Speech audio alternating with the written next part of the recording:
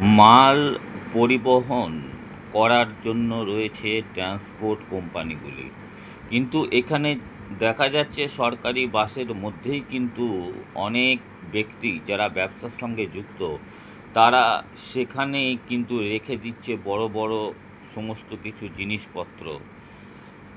সেই কারণেই ভোগান্তি বাড়ছে সাধারণ যাত্রীদের মধ্যে। এই জিনিসপত্র যখনই সেখানে রাখা হচ্ছে, ফলে সেখানে দাঁড়াবার জায়গা পর্যন্ত পাওয়া যায় না।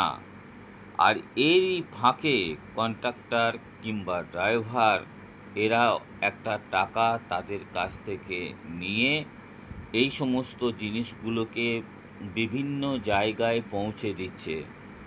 প্রশ্ন একটাই যে সরকারি কর্মচারীরা বেতন পাচ্ছেন, কিন্তু কেন এই ধরনের আচরণ?